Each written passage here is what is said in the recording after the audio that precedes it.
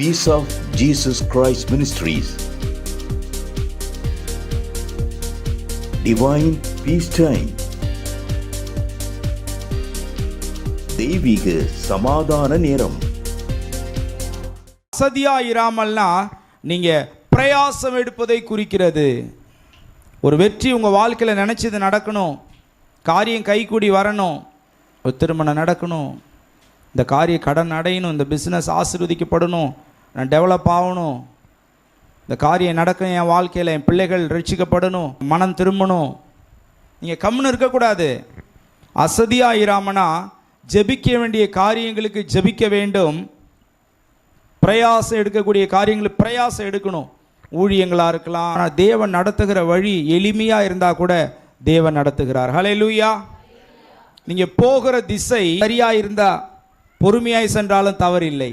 ஹல்லேலூயா. அப்போ நீங்கள் செய்கிற காரியங்கள் அசதி இல்லாமல் நீங்கள் செய்கிற காரியங்களை சரியாய் செஞ்சுட்டு நீங்கள் ஊக்கமாய் ஜெபிக்கும் பொழுது அதுதான் அசதி இல்லாத அந்த நிலை.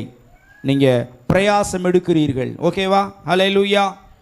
ரெண்டாவது, வாக்குத்தத்தமான ஆசீர்வாதங்களை விசுவாசத்தினாலும், ஹல்லேலூயா, தேவன் கொடுக்கிற வாக்குத்தத்தங்கள், தேவனுடைய வாக்குத்தத்தங்கள் எல்லாம் தேவனுக்கு, எங்களால் தேவனுக்கு மகிமை உண்டாகும்படி இயேசு கிறிஸ்துவுக்குள் ஆம் என்றும் அவருக்குள் ஆமேன் என்றும் இருக்கிறதே. ஹல்லேலூயா. இயேசு கிறிஸ்துவுக்குள்ளே வாக்குத்தத்தங்கள் ஆம் என்றும் ஆமேன் என்று இருக்கிற வசனம் எனக்கு ஞாபகம் வந்துச்சு. வாக்குத்தத்தனா ப்ராமிஸ், தேவனுடைய கர்த்தர் செய்வேன் போவேன் சொன்ன வாக்குத்தத்தங்கள்.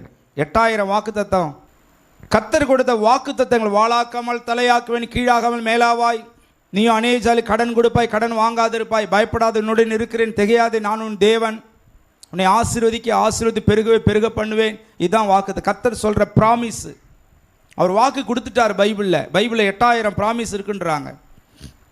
அது வந்து தேவன் செய்வேன் போவேன் சொன்னது வச்சு நம்ம செயல்படுறது தான் வாக்கு தத்துவம். நம்ம கேட்டு பார்ப்போன்றது இல்லை, அவர் செய்வேன்னு சொல்லிட்டார். அந்த விசுவாச அந்த வாக்கு தத்தங்களை இயேசு கிறிஸ்துவுக்குள்ளே ஆம் என்றும், இங்கிலீஷில் எஸ், அவருக்குள்ளே, அது இயேசு கிறிஸ்துவுக்குள்ளே தான். அவருக்குள்ளனா யார்? அது யார்? அது அவர் தான். அவருக்கு ஒருபொழுது நம்ம நம்பிக்கை வீண் போகாது. அப்போ ஆமேன்னா அப்படியே ஆக கடவுதுன்னு அர்த்தம். இயேசு கிறிஸ்துவுக்குள்ளே எல்லா வாக்கு தத்தங்களும், இயேசு கிறிஸ்துக்குள்ளே நீங்கள் இருந்தீங்கன்னா உங்களுக்கு எஸ் தான். அங்கே தான் ஐயா நீங்கள் பஞ்சு வச்சிடுறீங்கன்றீங்க. பஞ்சு அங்கே கொண்டு வந்து வச்சிடுறீங்களே ஐயா. ஆமாம், அப்புறம் என்ன பண்ணுறது? குறுக்கு வழியே இல்லை ஆண்டவருக்குள்ள. எல்லாம் நீதியின் பாதையில் நடத்துகிற. முதலாவது தேவனுடைய ராஜ்யத்தையும் அவருடைய நீதியும் தேடுங்கள், எல்லாம் கூட கொடுக்கப்படும். 23ஆம் சங்கீதத்தில் அவர் என்னை நீதியின் பாதைகளில் நடத்துகிறார். ஹல்லேலூயா. கர்த்தருடைய வேதத்தில் பிரியம் மாற்று. எனக்கு விசுவாசம் இருக்கிறது. வாளாக்காமல் தலையாக்குவா. நீ வாளாவே இருந்துகிட்டு இருக்கு, தேவ சித்தம் இல்லை. ஒரு டைம் வரும் உன்னை தலையாய் மாற்றுவார். ஹல்லேலூயா. ஒரு ஹெட்டு, தலைமை, ஒரு உயர்வை கர்த்தர் கொடுப்பார். அப்போ அந்த வாக்கு தத்தங்களை குறித்து விசுவாசம். அதான் இங்கே என்ன பார்த்தோம்? அசதியாக இல்லாமல் நீங்கள் ஜெபம் பண்ணிக்கிட்டே இருக்கணும். வாக்குத்தத்தமான ஆசீர்வாதங்களை விசுவாசத்தோடு நீங்கள் ஜெபிக்கணும். வாக்குத்தத்தங்களை குறித்த விசுவாசத்தோடு வாக்குத்தத்தமான ஆசீர்வாதங்களை சுதந்திரித்து கொண்டு நீங்கள், அதாவது அதை, இந்த வார்த்தையை வச்சு நீங்கள் ஜெபிக்கணும். அதை சொல்லி நீங்கள் அதை விசுவாசித்து வாயால் சொல்கிறீங்களோ அல்லது சிந்தனையில் வைக்கிறீங்களோ நீங்கள் சொல்லணும்.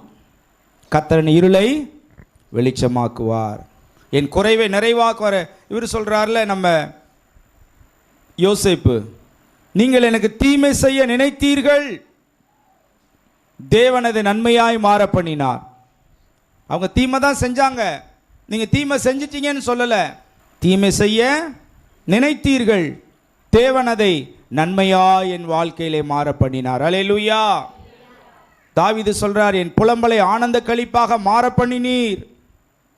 கர்த்தரின் இருளை வெளிச்சமாக்குவார். துக்கங்களை சந்தோஷமாய் மாற்றுகிற தேவன், புலம்பலை ஆனந்த களிப்பாய் மாற பண்ணுகிற தேவன், குறைவை நிறைவாக்குகிற தேவன். எனக்கு பூரணமாக விசுவாசம் இருக்கிறது. நிரப்புகிற தேவன், எல்லாவற்றையும் நிரப்புகிறவர், எல்லாவற்றாலும் நிரப்புகிறவர். அல்லேலூயா. அப்ப வாக்குத்தத்தமான ஆசீர்வாதங்களை விசுவாசத்தோடு, அந்த வாக்குத்தத்தங்களை விசுவாசித்து நீங்க ஜெபிக்கணும். கடைசியா அடுத்தது நீடிய பொறுமையினாலும். சரி, அசதியா இல்லாம உற்சாகமா இருக்கிறேன், பிரயாசம் எடுக்கிறேன், ஜெபிக்கிறேன், வாசமா இருக்கிறேன், ஏன் அப்புறம் அந்த பொறுமையை கொண்டு வந்து இங்க வச்சிருக்கிறாங்க? அங்கதான் விஷயம் இருக்கு. எவ்வளவு நாள் காத்திருக்கிறதுயா? கர்த்தருடைய டைம் ஒரே மூத்த போதகர் சொன்னார், முன்னாலேயும் இருக்காது பின்னாலே இருக்காது, கரெக்டாக இருக்கும். அதில் தான் நம்ம தடுமாறிடுவோம், சோர்ந்து போயிடுவோம். ஐயோ லேட் ஆகுத, சோர்ந்து போயிடக்கூடாது.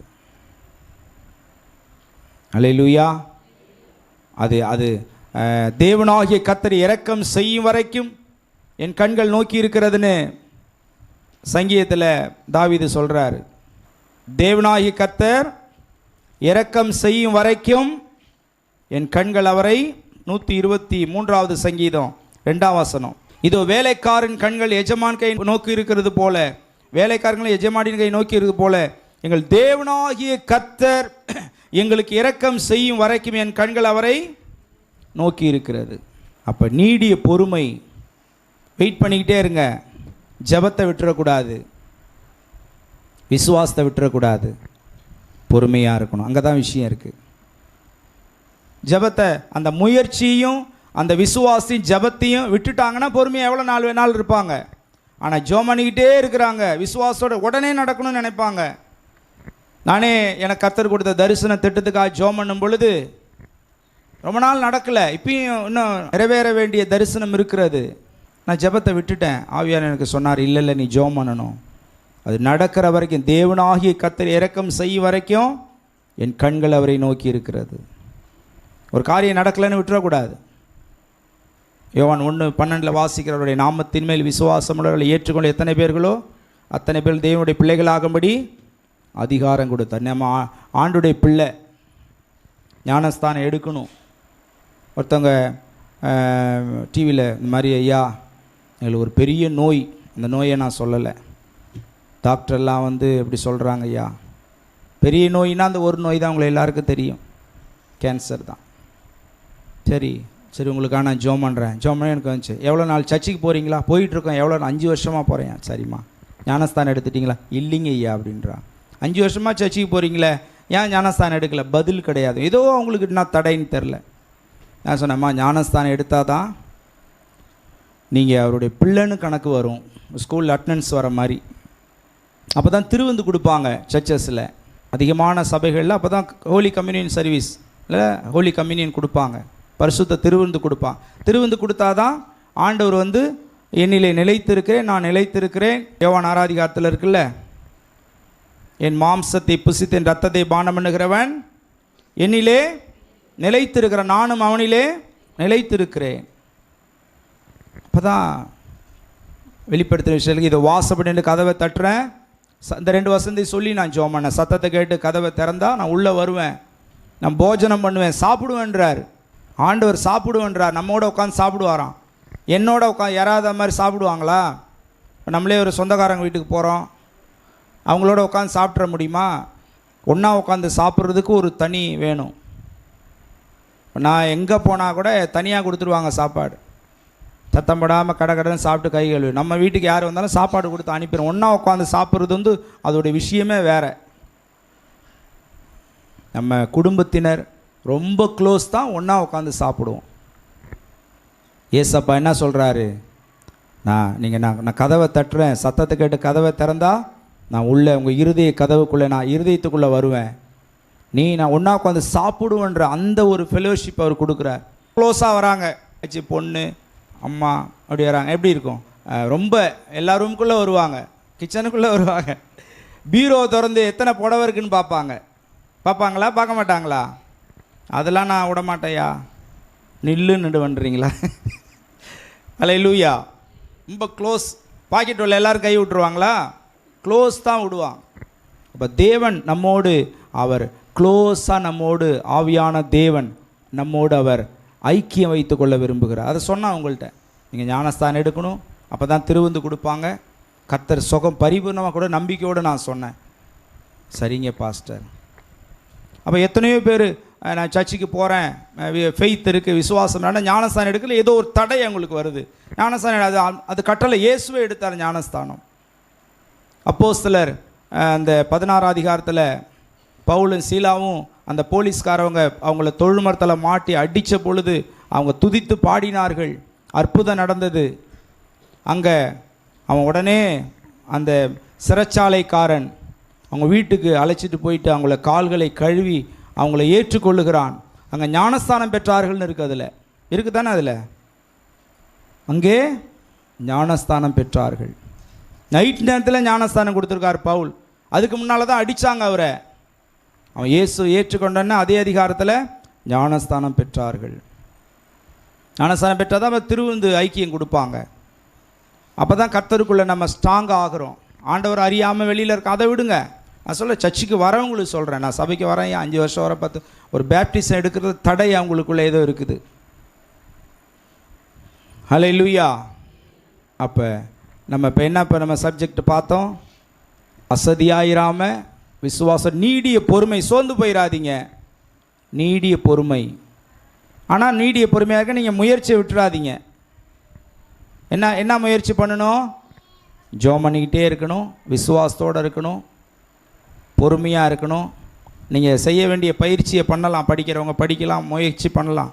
குதிரை யுத்த நாளுக்கு ஆயத்தமாக்கப்பட்ட ஜெயமோ நம்ம எடுக்கிற முயற்சியை கர்த்தர் ஆசீர்வதிப்பார். தடை வர்றது வேற, ஆனால் கர்த்தருடைய பிளஸ்ஸிங் கிருபை இருக்கும். அதில் தடைன்றது வரும், தடையால் நம்ம சோர்ந்து போயிடக்கூடாது. இப்போ நம்ம ஒர்க்கை என்ன நீங்கள் சோர்ந்து போயிட ஏன் காரியம், அது மாதிரி உங்கள் காரியத்தில் எதாக இருக்கலாம், வேலை கிடைக்கலையா, திருமணம், பயப்படாதீங்க, ஊக்கமாக ஜெபிங்க, கர்த்தர் அற்புதம் செய்வார். ஏன்னா நீங்கள் நித்திய ஜீவனுக்குரியவர்கள். நீங்கள் மறிச்சிங்கன்னா மோட்சம் போகணும், இயேசு வரும்பொழுது எதிர்கொண்டு பறக்கணும், ராஜ்யத்தின் புத்திரர். ஆகவே தான் கர்த்தர் நீதியின் வழிகளில் அவர் நடத்துகிறார், குறுக்கு வழியில் அவர் நம்மளை ஆசீர்வதிக்க மாட்டார்.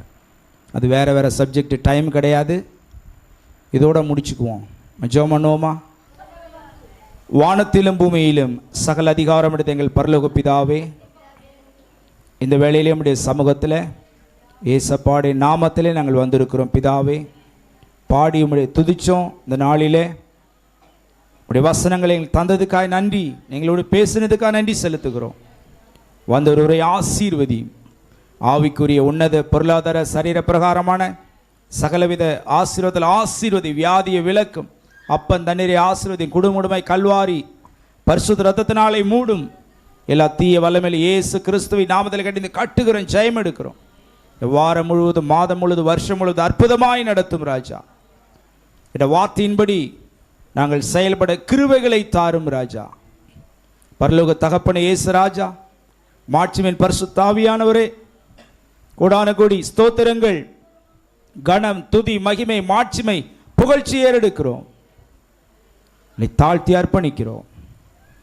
எல்லா கணம், துதி, மகிமைகளை ஏறெடுக்கிற ஏசப்பா, ஆண்டவரை இயேசு கிறிஸ்துவின் நாமத்தில் ஜெபிக்கிறோம் எங்கள் அன்பின் நல்ல பிதாவே.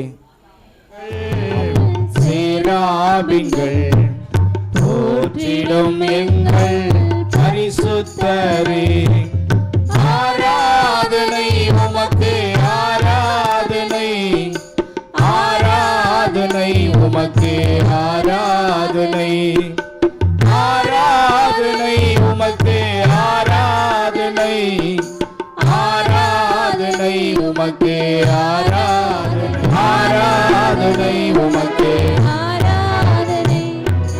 ஆஹா அல்லேலூயா, ஆஹா அல்லேலூயா, ஆஹா அல்லேலூயா, ஆஹா அல்லேலூயா, ஆஹா அல்லேலூயா,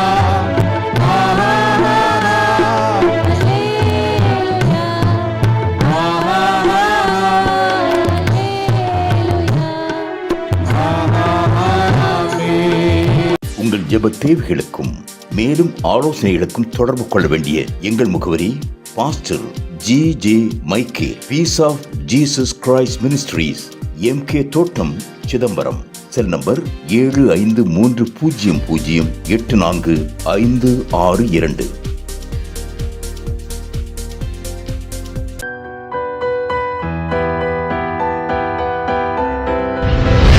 கர்த்தர் உங்களை ஆசீர்வதிப்பாராக.